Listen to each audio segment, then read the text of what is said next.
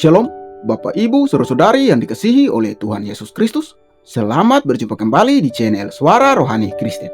Pada kesempatan malam hari ini, kita akan sama-sama mendengarkan khotbah merayakan Hari Pentakosta yang akan disampaikan oleh Ibu Pendeta Bachir dengan tema Hidup oleh Roh. Dan sebelum kita mendengarkan khotbah pada malam hari ini, saya akan membacakan satu ayat firman Tuhan yang terambil di dalam Galatia pasal 5 ayatnya yang ke-16. Maksudku ialah, hiduplah oleh roh, maka kamu tidak akan menuruti keinginan daging. Tepuk tangan saudara-saudari buat Tuhan. Silakan duduk saudara. Shalom. Bagaimana kabarnya hari ini? Luar biasa, karena kita punya Tuhan yang luar biasa. Saudara ya, merayakan pencurahan Roh Kudus hari Pentakosta ya. Dan saya percaya Roh Kudus itu dicurahkan untuk menjadi penolong bagi kita, untuk menjadi pelindung bagi kita, untuk memberitahukan banyak hal dan memimpin kita ke dalam seluruh jalan kebenaran. Mari kita lihat sama-sama, buka langsung dalam Roma pasal yang ke-8. Roma pasal yang ke-8, judul perikopnya adalah hidup oleh roh ya. Hidup oleh roh, kita baca sama-sama. Nanti ayat 1 sampai ayat yang ke-17 secara bergantian. Saya baca ayat 1, saudara 2 dan seterusnya sampai ayat yang ke-17. Roma pasal 8, hidup oleh roh. Ayat 1 berkata begini saudara. Demikianlah sekarang tidak ada penghukuman bagi mereka yang ada di dalam Kristus Yesus. 2.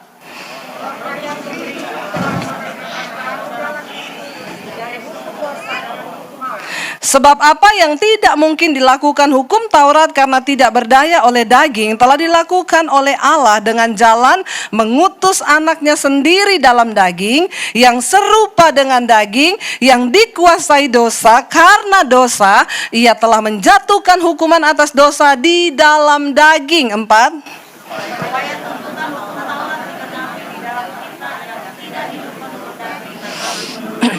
Sebab mereka yang hidup menurut daging memikirkan hal-hal yang dari daging.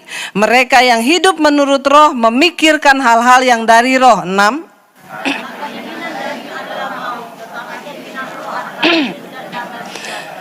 Sebab keinginan daging adalah perseteruan terhadap Allah. Karena ia tidak takluk kepada hukum Allah, hal ini memang tidak mungkin baginya. 8. Tetapi kamu tidak hidup dalam daging, melainkan dalam roh. Jika memang roh Allah diam di dalam kamu. Tetapi jika orang tidak memiliki roh Kristus, ia bukan milik Kristus. Selanjutnya 10.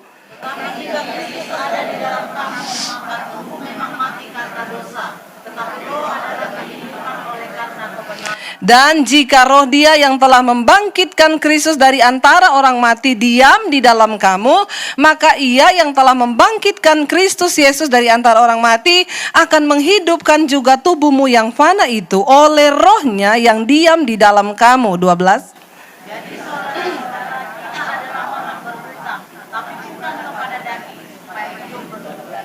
Sebab jika kamu hidup menurut daging, kamu akan mati. Tetapi jika oleh roh kamu mematikan perbuatan-perbuatan tubuhmu, kamu akan hidup. 14. Sebab kamu tidak menerima roh perbudakan yang membuat kamu menjadi takut lagi, tetapi kamu telah menerima roh yang menjadikan kamu anak Allah. Oleh roh itu kita berseru, ya Aba, ya Bapa. 16. Roh 17 sama-sama 1, 2, 3. Dan jika kita adalah anak Allah, maka kita juga adalah ahli waris. Maksudnya orang-orang yang berhak menerima janji-janji Allah yang akan menerimanya bersama-sama dengan Kristus, yaitu jika kita menderita bersama-sama dengan Dia, supaya kita juga dipermuliakan bersama-sama dengan Dia. Katakan amin. Saudara, kalau kita baca satu perikop ini kalau kita baca ayat yang pertama, jadi makanya saya itu selalu bilang, orang Kristen kalau baca ayat jangan dicomot-comot satu ayat toh. Saudara kalau baca satu ayat, ini ayat yang pertama pasal yang 8 ini ayat 1 dikatakan begini, demikianlah sekarang tidak ada penghukuman bagi mereka yang diam di dalam Kristus Yesus. Wah, enak banget saudara ayat ini kalau ketemu sama orang-orang hyper grace. Dia akan bilang, loh kan kita nggak ada penghukuman lagi. Jadi lu selingkuh nggak apa-apa. Ya kamu mau homoseksual nggak apa-apa. Kamu mau lesbi nggak apa-apa. Kamu mau kepahitan sama orang tua. Kamu mau melakukan apa? Nggak apa-apa. Yang penting percaya Yesus. Karena ayat ini berkata tidak ada penghukuman bagi orang yang ada dalam Kristus. Kalau baca ayat jangan dicomot satu-satu katakan. Baca seluruhnya dalam satu pasal ini. Ayat-ayat yang selanjutnya itu berbicara tentang, wah mulai berat tuh saudara. Waktu kita tadi baca mulai ayat 2, 3 dan seterusnya. Ayat yang kedua berkata begini, roh yang memberi hidup telah memerdekakan kamu dalam Kristus dari hukum dosa dan hukum maut. Sebab apa yang tidak mungkin dilakukan hukum Taurat karena tidak berdaya oleh daging, telah dilakukan oleh Allah dengan jalan mengutus anaknya sendiri dalam daging yang serupa dengan daging yang dikuasai dosa, tetapi dia terbukti tidak berdosa. Yesus menjatuhkan hukuman maut atas dosa di dalam daging. Saudara, kemenangan Kristus yang sesungguhnya itu bukan di salib. Salib hanyalah bukti dari ketaatan Kristus. Tapi kemenangan Kristus yang sesungguhnya itu ketika dia bergumul di Taman Getsemani. Keringatnya Alkitab berkata bercampur dengan tetesan darah. Kenapa? Dia mengalami depresi tingkat tinggi sampai pembuluh darahnya pecah. Lalu bercampur dengan keringat. Siapa yang depresi? Dagingnya. Karena Alkitab berkata Tuhan telah mengirim Kristus serupa dengan daging. Dia bisa dikuasai dosa, dikuasai oleh daging, tapi dia terbukti tidak berdosa. Saudara, Yesus bergumul di Taman Getsemani 3 kali dengan doa yang sama, dengan tangisan. Dia bilang, Bapa kalau bisa cawan ini lalu daripadaku. Karena dagingnya berteriak, dagingnya tahu dia akan mengalami sebuah penyiksaan yang berat. Dagingnya itu berontak saudara. Sampai kalau saya baca yang di Lukas saudara, Yesus itu mengutip begini, Bapa bukankah tidak ada perkara yang mustahil bagimu? Ambil cawan ini. Loh padahal kan Yesus itu tahu dia datang memang untuk mati. Tapi kenapa dia masih bergumul dengan dagingnya dan berkata, Bapak tidak adakah yang mustahilkan bagimu? Kenapa engkau nggak ambil saja cawan ini? Tetapi saudara, Yesus di Taman Getsemani sedang memberikan teladan bagi kita yang percaya kepada dia, bahwa mengikut Tuhan bukan mengikuti kehendak kita lagi, tetapi kita harus mengalahkan semua keinginan daging kita dan belajar tunduk kepada kehendak Bapa. Amin. Itulah kekristenan, ya. Lalu ayat selanjutnya berkata begini. Kita semua tahu tidak ada satu orang pun yang bisa melakukan hukum Taurat. Saudara, kita tahu bersama ya, hukum Taurat itu berat sekali. Tuhan bikin hukum Taurat untuk mengatur supaya jalan hidup manusia itu baik. Tetapi memang benar ada sebagian orang berkata, bukankah hukum itu dibuat untuk langgar. Katanya begini, kan kalau nggak ada hukum maka tidak ada ya, benar nggak? Kalau di satu perempatan tidak ada lampu merah, maka orang dengan bebasnya menerobos perempatan itu, tidak ada apa-apa kan? Nggak ada pelanggaran kan? Tapi begitu dikasih lampu merah, kalau orang menerobos lampu merah menjadi sebuah pelanggaran, ya. Tapi sebenarnya hukum itu dibuat supaya apa saudara? Supaya kita ini kan tertib. Saudara tahu nggak, kenapa ada orang itu ikut Tuhan tapi hidupnya itu nggak berbahagia? Sekalipun mungkin dia kaya tapi dia nggak diberkati ya, karena bukan tolak ukur orang diberkati Tuhan itu dari hartanya, bukan saudara, tapi damai sejahtera yang dia miliki dalam hidup. Saudara, kita ini lupa, ingat saudara, setiap perbuatan yang kita lakukan di dunia ini, itu tanah mencatat perbuatan hidup kita loh. Percaya nggak saudara? Kenapa tanah mencatat? Ketika pertama kali, ini lampunya panas sekali ya. Begini kalau jadi artis nih ya. Lampu sorot saudara ya. Nah ini untuk kepentingan multimedia. Nah begitu dong ya. Dari tadi kayak aduh udah saya ini tukang panas saudara ya. Dikasih lampu lagi yang begini, haleluya. Saudara ya, jadi Haleluya. Ya padahal ini aslinya kan udah dingin banget. Saya percaya itu saudara di situ duduk pasti kedinginan kan. Karena kan saudara nggak ngapa-ngapain. Hanya duduk aja. Karena saya ini bergerak. Sekali khotbah itu 200 kalori loh terbakar. Ya, makanya banyak bergerak saudara ya, biar nggak kedinginan. Saudara, jadi begini loh, setiap apa yang kita lakukan di dunia ini, tanah itu mencatat perbuatan hidupmu. Kenapa? Ketika manusia jatuh pertama kali dalam dosa, yang pertama dikutuk Tuhan itu ular. Tuhan bilang, ular, karena engkau sudah membujuk manusia itu untuk menuruti keinginanmu, setan, makanya aku mengutuk engkau ular. Engkau akan menjadi binatang yang paling tersiksa karena engkau berjalan dengan perutmu. Siksa nggak orang jalan sama perut saudara? Siksa lah. Ular terkutuk berjalan dengan perut. Lalu yang kedua, Tuhan panggil Adam. Adam, karena kamu sudah mengikuti perkataan ular itu dan perempuan itu, Tuhan nggak bilang, maka terkutuklah engkau Adam. Enggak, terkutuklah tanah atas engkau. Maka dengan bersusah payah kamu akan mencari nafkahmu di dunia ini, tapi tanah itu akan mengeluarkan semak dan duri. Jadi yang dikutuk tanah. Kenapa tanah saudara? Tanah itu berbicara tentang kehidupan. Kita ini dicipta dari tanah loh. Amin. Waktu kita mati nanti kembali menjadi tanah daging ini.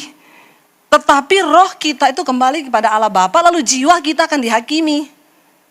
Ya, karena roh itu pemberian Allah, nafas hidup yang dihembuskan, tapi jiwa itu keakuan kita, itu yang akan dihakimi. Ini daging kembali ke tanah. Kenapa tanah mencatat? Sejak tanah dikutuk oleh Tuhan, dia mencatat semua perbuatan hidupmu, lalu dia mereport kepada Allah. Ketika Kain membunuh Habel, Tuhan tanya, Kain, di mana adikmu? Kain jawab, emang saya ini penjaga adik saya? Lalu tanah berteriak. Darahnya Kain darahnya Habel dari tanah berteriak meminta keadilan kepada Tuhan. Makanya kalau Tuhan mau berkati hidup seseorang, lalu tanah bilang, Tuhan maaf ya, engkau gak bisa berkati orang ini. Kenapa? Catatan tanahnya, catatan hidupnya di atas tanah itu gak baik. Jadi Tuhan gak bisa memberkati. Ya, kenapa? Karena tanah mencatat. Mungkin ada yang bilang gini, saya melakukan kenajisan tapi bukan di atas tanah, di atas apartemen lantai 30. Tapi jangan lupa itu apartemen dibangun di atas tanah. Tanah itu berbicara kehidupan. Yang pertama, manusia dicipta dari tanah. Yang kedua, saudara bayangkan ya, orang potong batang singkong ditancap di dalam tanah. Itu batang akan keluar akar, lalu dia akan menghasilkan umbi, lalu itu akan berbuah. Aneh nggak saudara? Tanah ini berbicara tentang kehidupan. Makanya hati-hati ya dengan hidup saudara. Kenapa? Karena tanah mencatat. Pendeta nggak lihat hidupmu. Temenmu nggak lihat, orang tuamu nggak lihat, istrimu nggak lihat, suamimu tidak melihat. Tetapi ada catatan tanah.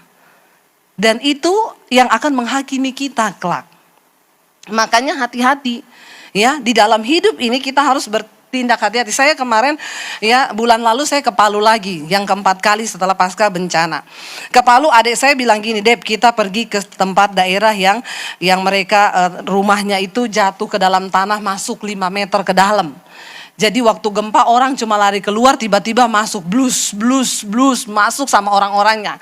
Nah adik saya bawa saya ke situ, kami hanya melihat itu hamparan tanah yang sudah ditumbuhi dengan semak belukar.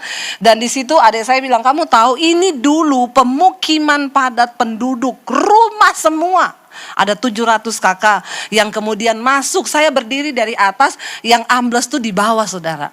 Jadi adik saya bilang itu tanah ambles, bles masuk. Lalu adik saya bilang, kamu tahu nggak Deb, di sini itu dulu tempat perjudian, tempat prostitusi, bahkan wanita hamil bisa jadi taruhan judi di situ.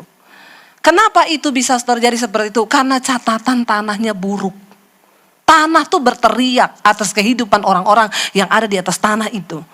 Saya ngeri saudara. Lalu adik saya bilang gini, di sini jadi tempat misi, sekarang banyak teriakan-teriakan dari bawah tanah. Kadang orang dengar suara-suara. Saya di situ agak sore, kami berempat. Lalu teman saya bilang, Bu kita berdoa sempatkan di sini ya, minta ampun dan kuduskan tanah ini di hadapan Tuhan. Ya saya udah berbahasa roh saudara, saya dengar memang suara jeritan banyak orang dari bawah tanah itu menjerit. Terus saya pikir kan hanya saya sendiri yang mendengar. Saya colek teman saya, satu orang ibu. Bu, dengar nggak? Oh, suara apa ya? Kayak teriakan orang menangis ya. Heeh. Terus teman saya satu, suaminya ibu itu yang tadinya kita berdoa Bu, tiba-tiba gini, pulang yuk, pulang yuk. Tapi saya udah nggak berani tanya. Saya berbahasa roh di situ, minta ampun Tuhan, ampuni tanah ini. Kita naik di mobil, dia baru ngomong gini, ibu tadi dengar nggak suara itu? Heeh. Kayak suara orang banyak menangis, merintih saudara. Saya tanya sama adik saya, kamu dengar? Enggak, kita bertiga dengar nyata sekali. Itu sudah jadi kayak tanah mati. Enggak ada penghuni di situ, benar-benar horor. Rumah-rumah terkubur masuk 5 meter ke dalam tanah dengan orang-orangnya. Adik saya bilang, teman saya di sini Dep, anaknya 3 sama suami istri 5 terkubur hidup-hidup di dalam tanah. Masuk. Memang catatan tanahnya buruk atas tempat itu. Saudara, ya ingat semua perbuatan hidup kita akan kita pertanggungjawabkan kelak.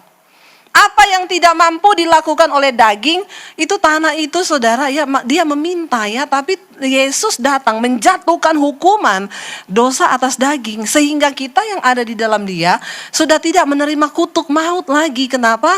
Karena kita sudah dibaharui. Tetapi ada syaratnya, orang-orang yang hidup menurut saya. Beberapa waktu yang lalu baru pulang pelayanan dari Hong Kong saudara ya. Dan puji Tuhan di sana ketemu banyak subscriber saya. Ternyata mereka pendengar setia khotbah-khotbah saya. Saudara, saya tuh bingung ya di Hong Kong itu, saya mau tanya saudara. Orang yang lebih banyak beragama itu di Indonesia atau di Hong Kong? Jawabnya agak kenceng. Jangan gak pede gitu. Yang lebih banyak beragama itu orang di Indonesia apa di Hong Kong? Di Indonesia, di sana itu orang kayak nggak ingat mati. Bener, saya sampai bilang sama temen saya, kayaknya orang-orang di sini nggak ingat mati ya Bu. Kerjaannya itu shopping makan dan semua hidup tuh kayak zombie. Bener nggak? Saudara lihat nggak? Nggak ada peduli kanan kiri. Mereka itu pokoknya yang ada di otak cari uang, makan, nikmati, seneng-seneng. Ada diskon 70% di Sogo. Sepanjang mall itu antri dari ujung sampai ujung semua bawa koper. Saya tanya sama teman saya, ini mau ngapain? Antri Bu, diskon. Suruh mereka ke Jakarta. Di Jakarta walaupun diskon gak ada yang antri. Bener gak saudara? Itu antri, memang hidupnya lebih banyak orang beragama itu di Indonesia. Saya mau tanya, yang lebih banyak berdoa itu Hong Kong atau Indonesia?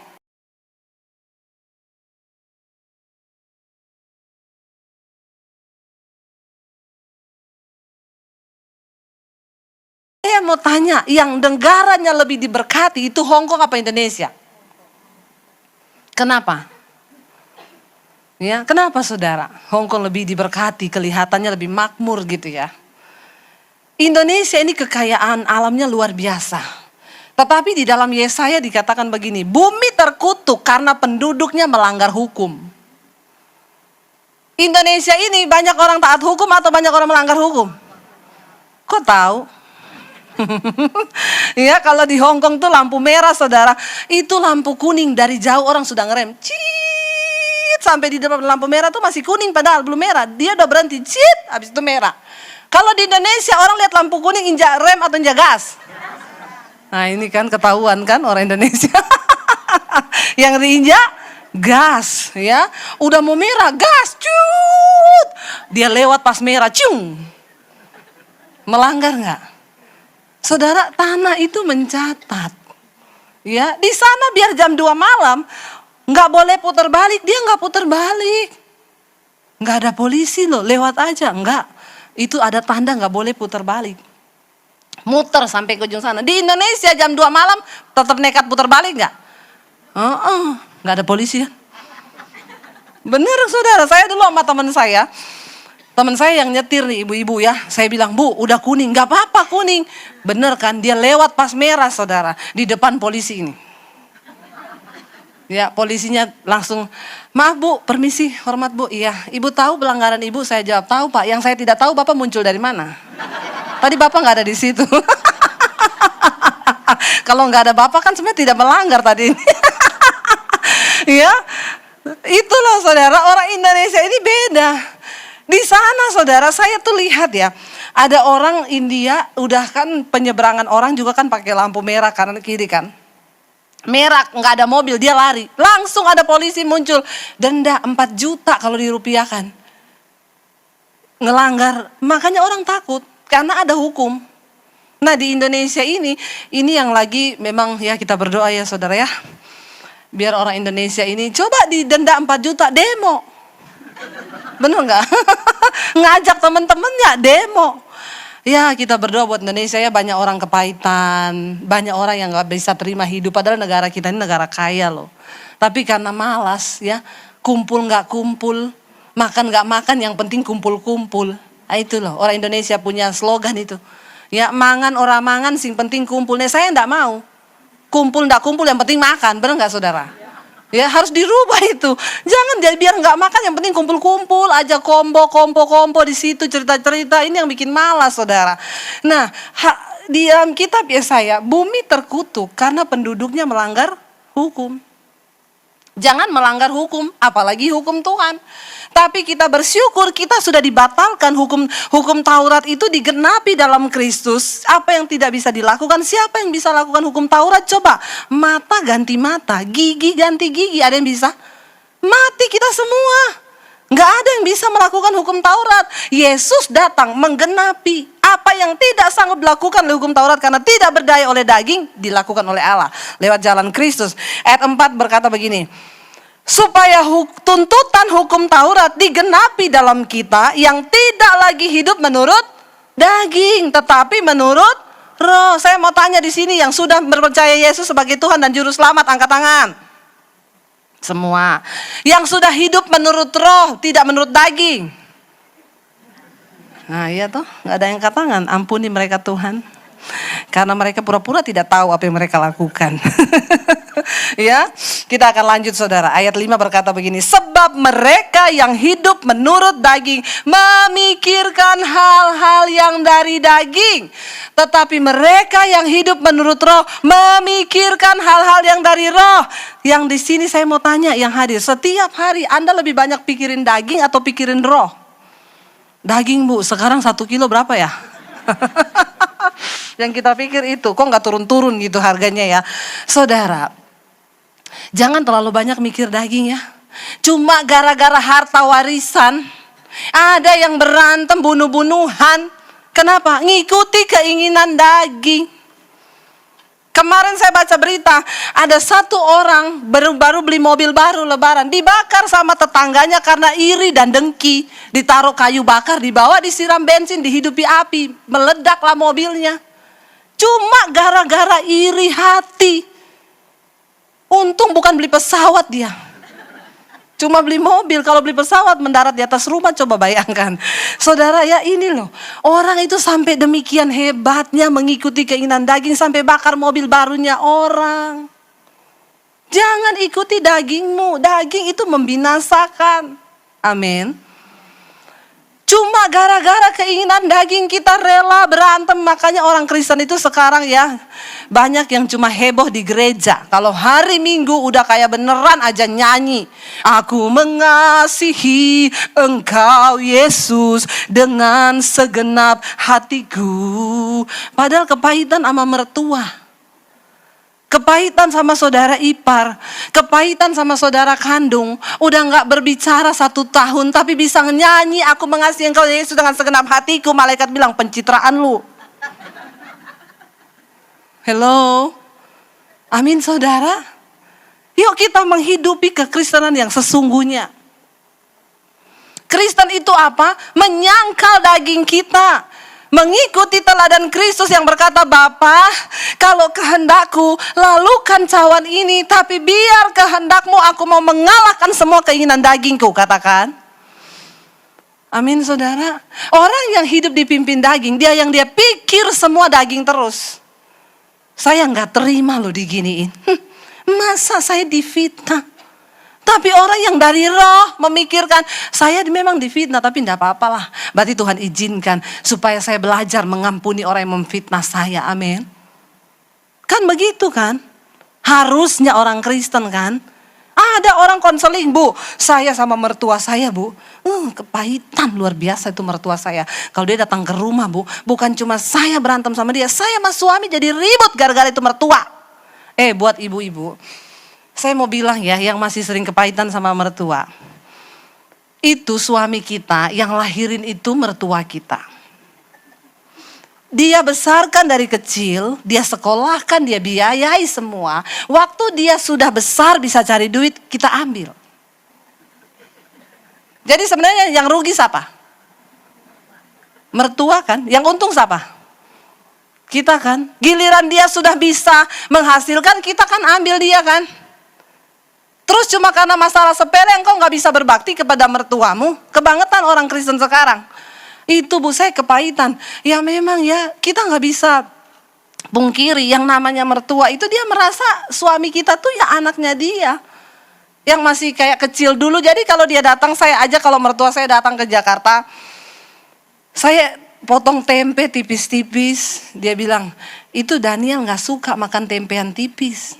Padahal kan saya nikah sama anaknya udah 18 tahun. Ya anaknya udah ngikuti selera saya dong. Bener gak saudara? Ya, dia sukanya yang tebel. Jadi saya bilang, maknya aja yang potong, maknya yang goreng. Tapi dia seneng loh. Ya dia goreng. Waktu ditayangkan ditaruh di meja, suami saya makan, dia bilang, bukan kamu ya yang masak. Bukan, emakmu, seleramu dari kecil. Ya, dia bilang nggak enak, enak yang tipis, tapi menurut makmu itu seleramu.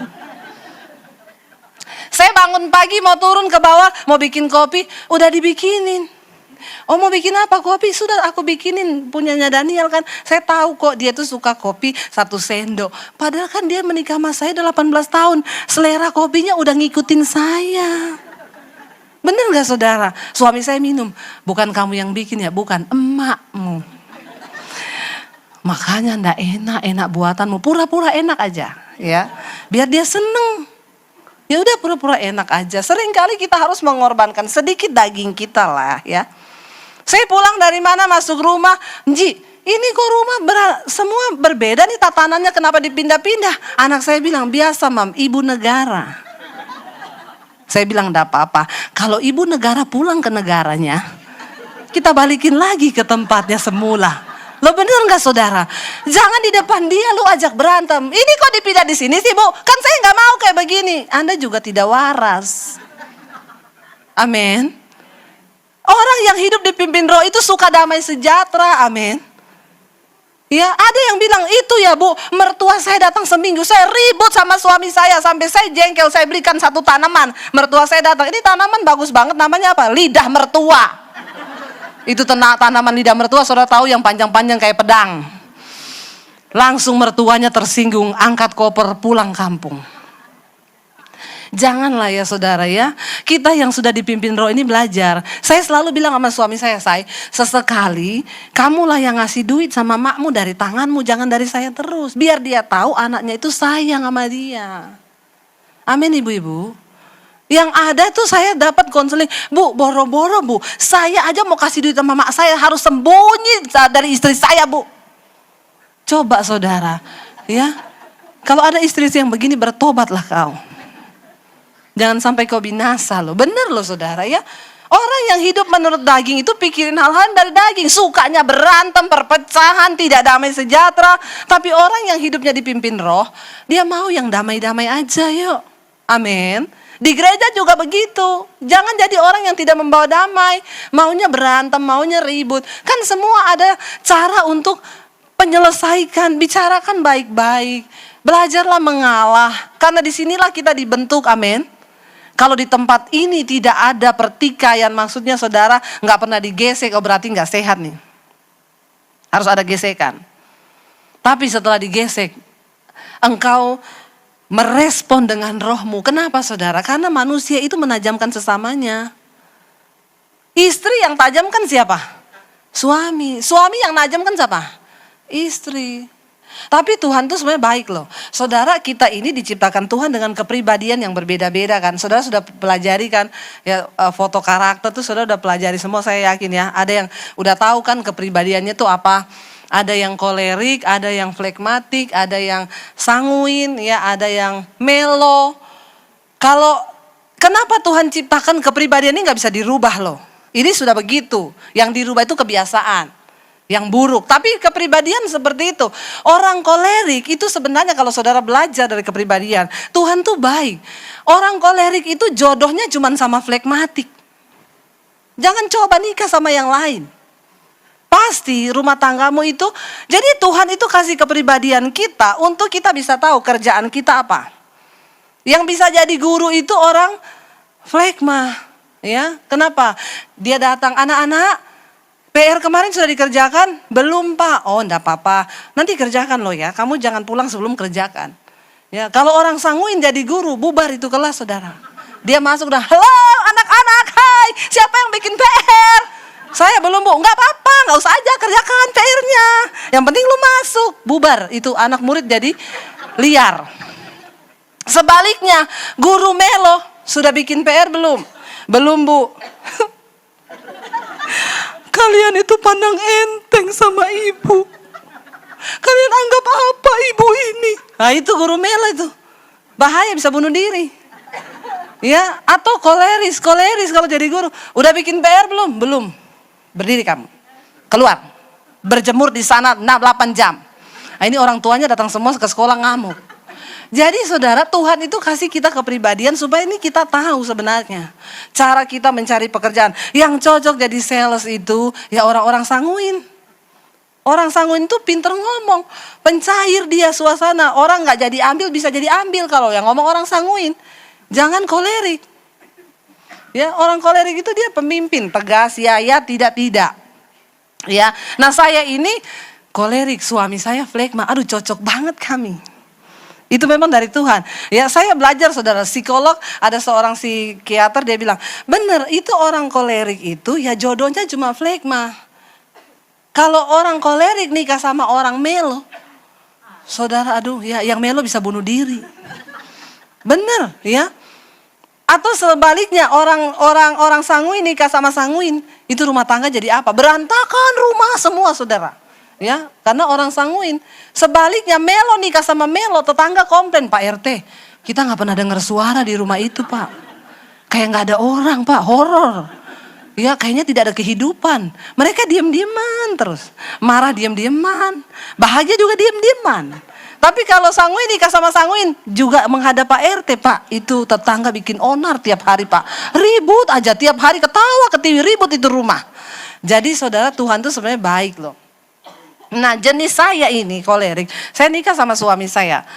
Suami saya itu flegma itu, dia bisa tidur sekalipun ada masalah. Ada orang WA misalnya, Pak, itu kok gini ya. Saya baca, itu ada orang komplain ini loh. Selesaikan dulu, nggak apa-apa, besok aja. Dia ngorok. Saya yang nggak bisa tidur. Saya tidak akan tidur sebelum ada satu masalah yang selesai dulu. Bener nggak? Jadi tipenya tuh begini, kalau saya pergi ya misalnya, saya ada gantung pakaian di angin-angin di kamar. Saya lihat mendung, saya telepon suami saya, tadi saya ada angin-angin kan beberapa blus saya di situ. Kamu lagi di mana? Lagi depan laptop. Berdiri ya? Sekarang. Berdiri. Nanti aja, enggak, sekarang berdiri. Ya. Ke tempat jemuran yang angin-angin itu, Lihat ada berapa baju di situ? 1, 2, 3, 4, warna apa? Ya, begitu saudara. Ya, warnanya merah, kuning, hijau. Ya, 3 itu angkat. Ya, karena sudah mau hujan. Jangan sekali-kali ngomong sama orang flegma gini, angkati pakaian saya ya, udah mau hujan. Oke, thank you, I love you. Anda pulang itu basah. Karena dia tidak melakukan, ya. Harus begitu, jalan sekarang jalan. Ya, saya tunggu, ada berapa baju, hitung. Angkat. Pindah di lemari, udah, ya, udah. Selamat.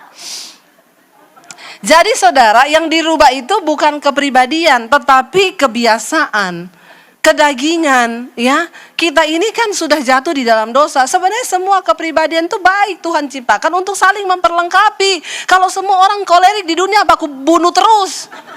Bener nggak saudara? Ya, orang kolerik itu ya berantem nih kakak adik. Iya nggak apa-apa lah ya. Tapi adik itu salah loh, Mam. Iya, tapi kan ada juga kebaikan adikmu. Iya, tapi dia salah. Tapi dia kan ada baiknya. Iya, tapi dia tuh salah. Nah, itu kolerik, saudara. Ya, pasti itu. Jadi Tuhan itu baik loh. Kita ini sudah sebenarnya, saya anjurkan ya di sini, kalau bisa saudara kenalilah kepribadianmu. Itu akan membantu jalan hidupmu. Ya, kalau Anda melo, Anda jadi sales. Yang pertama Anda gantung diri. Yang kedua, ya, orang yang Anda juga prospek juga gantung diri. Ya karena dia nggak tahu omongan apa saudara ya. Ya terus apa yang saya dapat? Ya, kayaknya saya nggak jadi ikut. Ya, nah itu jangan ya. Jadi kita ini dikasih Tuhan untuk kita bisa tahu. Tetapi ingat saudara, kebiasaan buruk itu yang dirubah ya, bukan kepribadian. Kepribadian itu menolong kita. Ini kenapa saya lari ke sini, nggak apa-apa lah ya. Kita ada bahas tentang kebiasaan di sini. Oke, kita lanjut ayat yang ke-6 berkata begini. Karena keinginan daging adalah maut ya. Tetapi keinginan roh adalah hidup dan damai sejahtera. Itu tadi, roh itu maunya damai-damai terus. Saudara di sini yang hadir pada hari ini, rumah tanggamu yang damai-damai terus berapa banyak? Damai, tiap hari damai sejahtera. Itu Anda dipimpin oleh roh. Lihat di situ aja. Tapi kalau saya kan sehari 24 jam Bu, 22 jam berantem saya. 2 jam netok damai sejahtera. Anda perlu kayaknya dibaptis ulang. Rendam agak lama 10 menit. Ya, biar bertobat itu ya. Saya ya ada lah Bu ribut-ributnya, tapi nggak seberapa sih, kita lebih banyak damainya. Nah Anda dipimpin roh. Amin.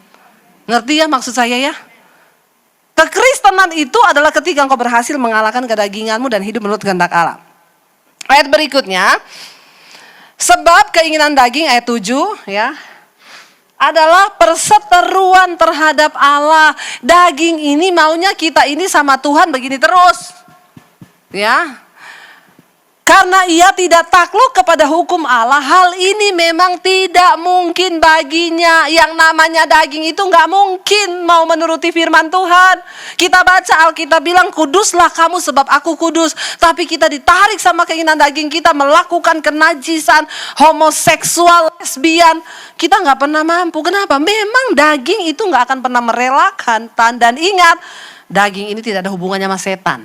Ini daging. Makanya kalau Anda selingkuh, jatuh Bu. Saya ini udah 3 kali loh. Tersandung, jatuh, berselingkuh dengan perempuan lain. Saya bilang, itu Bapak tersandung atau tersanjung? Kayak sinetron aja sampai 13 episode. Bener gak? Kalau udah tahu jatuhnya di perselingkuhan, ya jangan deket-deket di situ. Anda itu sering jatuh di got, jangan main dekat. Nanti jatuh dalam, nanti bau. Yang salah siapa? God. Itu orang Kristen ya. Yang dia salahkan God. Ya. Padahal kan yang salah. Ada itu majelis di Manado. Istrinya bilang, nanti habis perjamuan langsung pulang loh ya. Jangan lagi kamu habisin itu anggur. Karena di sana mereka perjamuan pakai anggur asli saudara. Jadi kalau udah sisa diminum sama majelisnya sampai mabok.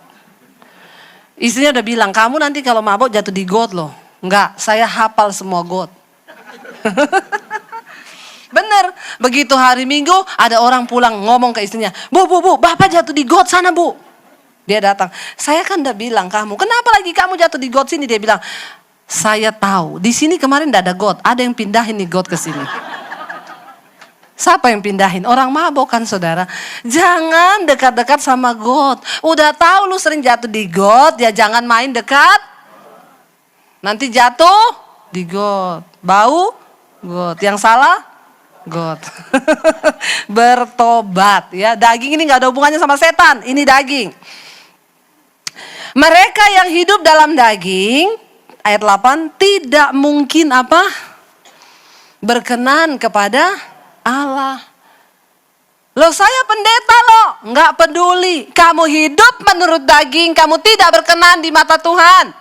Tapi saya pengerja Bu, setiap hari Minggu saya pakai hitam putih di gereja. Tapi kalau engkau hidup menurut daging, engkau tidak berkenan sama Tuhan. Saya worship leader loh, singers yang tiap hari Minggu berdiri di sini. Maaf, sekalipun engkau WL singers, kalau engkau hidup menurut daging, maka engkau tidak berkenan kepada Tuhan. Saya pemain musik, maaf ya saudara. Semua jabatan kepelayanan kita nggak ada hubungannya sama kekristenan kita. Amin. Itu mah cuma banyak kan sekarang orang pengen tampil di gereja ya. Kemarin saya pelayanan di Pekanbaru. Gembalanya turun. Di sana kan ada waktu family time ya, 5 menit itu. Dia salaman sama satu orang jemaat baru. Kenalan. Gembalanya tanya, namanya siapa ya? Dia bilang, nama saya Budi. Anda? Gembalanya juga namanya Budi kan? Saya juga Budi. Oh sama dong kita namanya Budi. Terus dia tanya sama gembalanya, kamu udah berapa lama di sini? Udah 3 kali ikut ibadah. Oh terus tujuannya gimana? Saya pengen naik di mimbar itu loh, mau main musik. Saya ini pemain gitar. Jadi kapan ya saya bisa dijadwal ya? Kan ada orang-orang model begini kan saudara. Ya, dia datang ke gereja, dia pikir dengan enaknya aja dia bisa langsung naik ke sini. Sekarang itu jarang orang berjalan dalam panggilan loh. Ya, jadi hati-hati para pemain musik, para worship leader, singers. Engkau di sini bukan cuma menyalurkan hobi loh. Ya, karena engkau hobi main musik. Ya, kalau engkau hidupmu dipimpin daging, mending engkau main di kafe. Amin. Nggak ada tuntutan apa-apa di sana. Tapi ketika engkau ada di mimbar ini, engkau jadi imamnya Tuhan, maka wajib bagimu untuk hidup dipimpin oleh Roh. Amin. Jangan ikut-ikutan, cilaka, pukulannya lebih banyak daripada orang main di kafe. Karena memang mereka nggak tahu kebenaran. Benar nggak? Ada satu pendeta juga, dia bimbing orang-orang gila saudara. Lalu Pak ini udah sembuh kayaknya. Dites, kamu udah sembuh? Oh udah dong Pak, Bapak nggak lihat saya udah sembuh. Oh iya, jadi kalau udah sembuh nanti mau apa? Mau masuk sekolah Alkitab. Weh, yakin? Orang waras aja nggak ada loh yang mau masuk sekolah Alkitab. Ya, iya mau masuk sekolah Alkitab. Lalu kalau udah selesai dari sekolah Alkitab mau ngapain? Gantiin Bapak jadi gembala. Langsung dia bilang bawa pulang masih sakit ini. Ya, benar. Ya, begitu 3 bulan kemudian dibawa lagi Pak. Ini udah sembuh benar-benar. Benar udah sembuh? Iya, udah sembuh. Iya Pak. Masih mau sekolah Alkitab? Enggak Pak, waras ini. Ya, karena memang yang mau jadi pendeta itu cuma orang gila. Kalau enggak gila jangan jadi pendeta, amin. Ya, bener. Lalu mau sekolah Alkitab lagi? Enggak Pak. Lah terus mau ngapain? Buka toko aja. Nah ini waras sudah. Bawa pulang. Ada orang-orang itu saudara yang gak berjalan dengan panggilan dalam pelayanan, cuma punya ambisi nanti saya jadi gini, nanti jadi gini. Gak bisa. Ya. Ketika engkau terpanggil menjadi anak Tuhan, menjadi pelayan Tuhan, otomatis engkau harus menyangkal dagingmu dan belajar hidup dipimpin oleh Roh Kudus. Lalu dikatakan di sana begini. Ayat 9. Tetapi kamu tidak hidup dalam daging, melainkan dalam roh. Jika memang roh Allah diam di dalam kamu. Tetapi jika orang tidak memiliki roh Kristus, engkau bukan milik Kristus. Makanya banyak orang yang pede, merasa udah percaya Yesus, di akhir zaman nanti Tuhan bilang, maaf, aku akan berterus terang kepadamu hari ini. Aku tidak pernah mengenal engkau, sebab engkau pembuat kejahatan, engkau hidup menurut dagingmu. Amin saudara. Jadi kita dikatakan, Tuhan gak kenal. Kenapa? Engkau pembuat kejahatan. Engkau gak nuruti keinginan Rohku. Roh Kudus membantu kita untuk taat pada hukum Tuhan. Dan belajar hidup kita ini diubahkan. Selanjutnya. Ayat yang berikutnya coba kita baca ayat yang ke-10. Tetapi jika Kristus ada dalam kamu, maka tubuh memang mati karena dosa, tetapi roh adalah kehidupan oleh karena kebenaran. Dan jika roh Dia yang telah membangkitkan Kristus dari kematian, dari antara orang mati, diam dalam kamu, maka Ia juga akan menghidupkan tubuhmu yang fana. Saudara, ini ayat yang sangat powerful saudara. Roh yang membangkitkan Kristus dari kematian ada di dalam diri kita. Jadi tidak mungkin ada satu orang bisa berkata, Bu, saya gak bisa lepas dari rokok. Itu roh yang sudah mengikat saya seumur hidup. Hei, engkau tidak menyadari ayat ini. Roh yang membangkitkan Kristus ada dalam dirimu. Masa Dia tidak bisa membuat engkau lepas dari ikatan rokok? Amin. Masa Dia gak bisa membuat engkau dilepaskan dari marah-marah? Masa Dia gak bisa lepaskan engkau dari kenajisan, dari percabulan? Itu roh yang membangkitkan Kristus dari kematian. Dia sanggup melakukan apa saja ketika engkau mempercayakan hidupmu kepadanya. Katakan amin. Yang selanjutnya saya pengen kita baca. Ketika Roh Kudus ada dalam hidup kita, yang pertama Dia mengubahkan kita menjadi orang-orang yang hidup dipimpin oleh roh dan tidak menurut daging lagi. Yang kedua saudara, kita baca ayat yang ke-14. Semua orang yang dipimpin roh Allah adalah anak Allah. Kamu tidak menerima roh perbudakan yang membuat kamu menjadi takut lagi, tetapi kamu telah menerima roh yang menjadikan kamu anak Allah. Oleh roh itu kita berseru, ya Aba, ya Bapa. Ayat 16, ini loh. Ketika Roh Kudus ada dalam hidupmu, roh itu apa saudara? Bersaksi bersama-sama dengan roh kita bahwa kita ini adalah orang yang hidupnya dipenuhi oleh Roh Kudus. Engkau tidak akan tahan untuk menyaksikan bahwa dalam dirimu itu ada roh yang luar biasa yang sudah mengubahkan hidupmu. Amin, saudara. Saya berdoa, saudara, kita ini adalah orang-orang yang ingin mempercepat kedatangan Tuhan. Pak Niko berkata, saudara, di dalam pastor message-nya, kita ini orang-orang yang mempercepat kedatangan Tuhan. Berapa banyak di sini orang yang mau Tuhan cepat datang? Yang mau supaya Tuhan segera datang berapa banyak? Lah terus saudara ini maunya apa? Loh harusnya kan kita ini kepengen Tuhan cepat datang kan? Jangan dulu Bu, toko saya lagi laris. Di dalam kehidupan sana lebih enak hidupnya. Udah gak mikirin toko laris lagi. Ada dalam kehidupan kekekalan. Tidak ada air mata, tidak ada tekanan di sana, itu enak. Di sini kan kita hanya perantau. Jadi sesungguhnya harusnya orang yang dipenuhi oleh Roh Kudus, dia pengen cepat-cepat Tuhan datang. Saya tuh pengen Tuhan cepat datang. Amin. Bertobat ya yang gak pengen Tuhan cepat datang. Itu alasannya kenapa? Saya belum siap, makanya bertobat, amin. Biarkan hidupmu dipimpin oleh roh, supaya engkau mau Tuhan cepat datang. Saudara, orang yang hidupnya dipenuhi Roh Kudus, dia itu salah satu cirinya, engkau tidak akan pernah tahan untuk bersaksi bahwa Yesus adalah satu-satunya juru selamat dalam hidup manusia. Itu tandanya. Ketika Yesus berkata begini, di akhir zaman masa kesudahan akan segera datang. Tandanya apa? Akan ada gempa bumi, bencana alam, perang. Kemarin terjadi perang sengit antara Amerika dan China. Ya, Amerika blokir HP-nya China. China buang iPhone di tempat sampah. Dan luar biasa karena solidaritasnya orang China, tiba-tiba Amerika perekonomiannya turun mendadak. Kenapa saudara?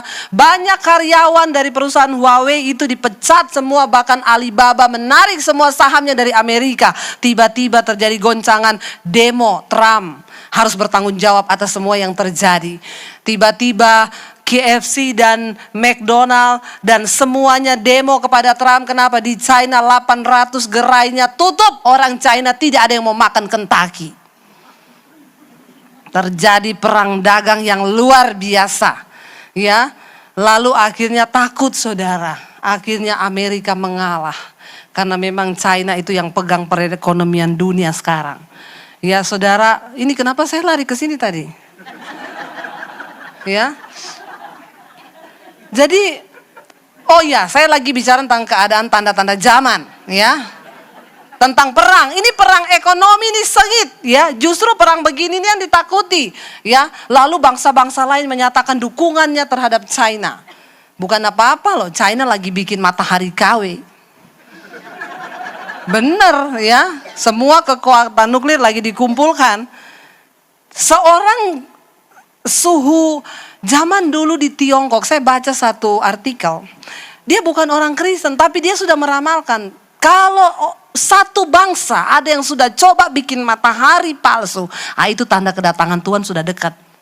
Dia bukan orang Kristen. Nah ini kan China bikin saudara, ya matahari palsu dia bikin, ya bukan cuma sepatu KW, tas KW, enggak. Matahari KW pun dibikin sama China sekarang. Dan itu yang ditakutkan. Mereka bilang nanti matahari itu akan mulai mengorbit 2023 kalau nggak salah. Itu kekuatan panasnya 6 kali lipatnya matahari asli. Berapa banyak itu saudara di udara yang akan mati. Dan saudara ya kita nggak tahu lah ya itu akan terjadi. Tanda-tanda zaman ya.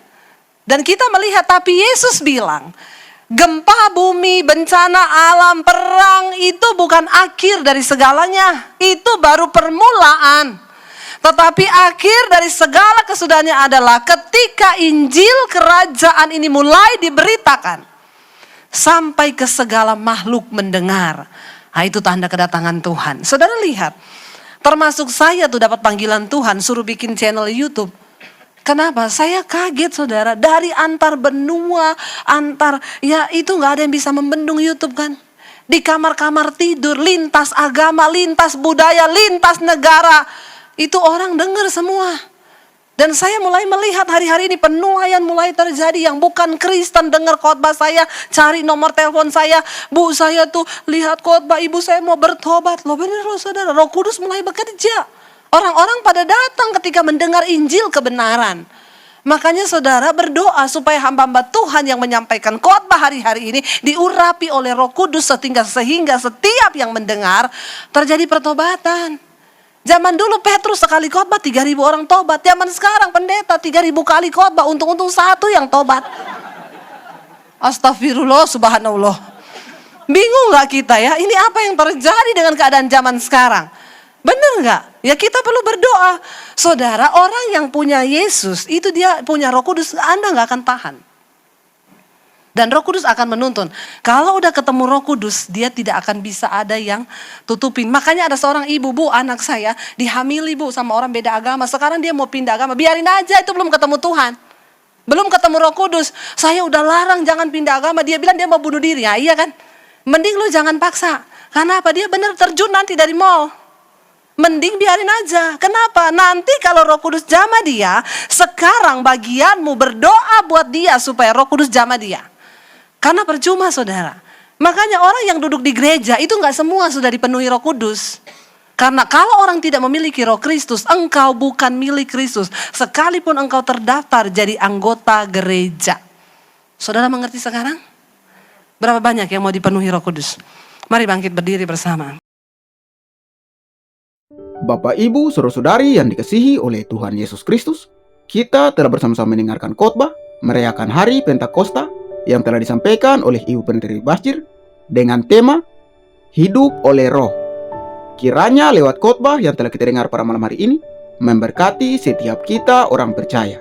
Dan di akhir video ini kita akan sama-sama menyaksikan suatu renungan firman Tuhan yang akan disampaikan oleh Ibu Cornelia. Selamat menyaksikan. Tuhan Yesus memberkati.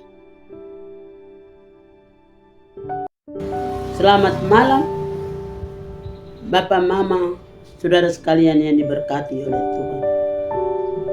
Bila pada malam hari ini mari kita mau merenungkan firman Tuhan lewat Mazmur 33 ayat pertama hingga ayat yang ke-10.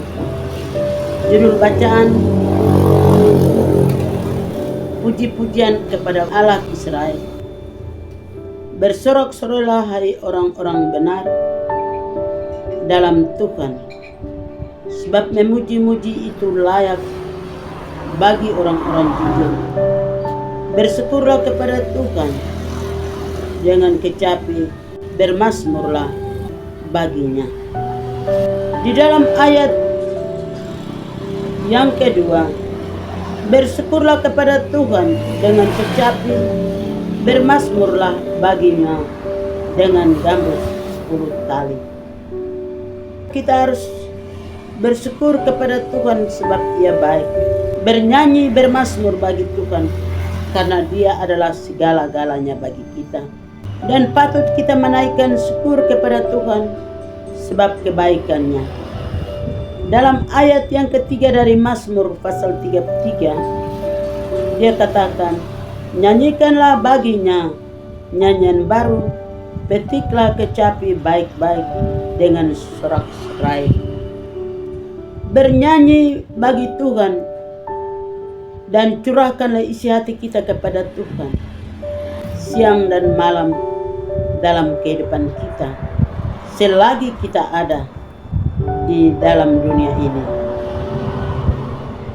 Di dalam ayat yang keempat, sebab firman Tuhan itu benar, segala sesuatu dikerjakannya dengan kesetiaannya. Firman Tuhan adalah ya dan amin, dan hidup dan adil bagi kita. Mari kita sebagai umat pilihan Allah selalu setia di hadapan Allah. Segala sesuatu dikerjakan dengan tangan kasih setianya. Mari kita mengagungkan kebesaran Tuhan dalam kehidupan kita. Di dalam ayat yang kelima, Ia senang kepada keadilan dan hukum. Bumi penuh dengan kasih setia Tuhan. Tuhan senang apabila kita melakukan segala sesuatu di muka bumi dengan penuh sukacita, dengan keadilan di dalam kehidupan kita. Di dalam ayat yang ke-7, Ia mengumpulkan air laut seperti dalam bendungan. Ia menaruh samudra raya ke dalam wadahnya. Di dalam ayat yang ke-8, biarlah segenap bumi takut kepada Tuhan. Biarlah semua penduduk dunia gemetar terhadap Dia. Ternyata dalam bimbingan ini, Dia membimbing kita belajar takut akan Tuhan. Dalam ayat yang ke-9, sebab Dia berfirman, maka semuanya jadi. Dia memberi perintah, maka semuanya ada. Di dalam ayat yang ke-10, Tuhan menggagalkan rencana bangsa-bangsa. Ia meniadakan rancangan suku-suku bangsa. Yang terakhir, di mana Dia katakan ayat yang ke-12, berbahagialah bangsa-bangsa, Allahnya ialah Tuhan, suku bangsa yang dipilihnya menjadi miliknya sendiri. Kita dikatakan berbahagia apabila kita hidup melibatkan Tuhan dalam segala perencanaan kita, dan kita dipilih menjadi anak tebusan Allah. Tuhan jaga kita sebagaimana Pemazmur 17 ayat 8. Tuhan menjaga kita sama seperti biji matanya. Tuhan tidak pernah tinggalkan kita. Masalah apapun yang menghalangi kita, Tuhan akan memberikan jalan keluar bagi kita. Bab mama saudara sekalian yang diberkati oleh Tuhan. Dengan demikian mari kita pulang dalam firman, dan firman menjadi pegangan bagi kita selagi kita berada di muka bumi. Anak cucu kita diberkati dan diperhatikan dalam pandangan Tuhan. Di dalam nama Bapa, Putra, dan Roh Kudus. Amin.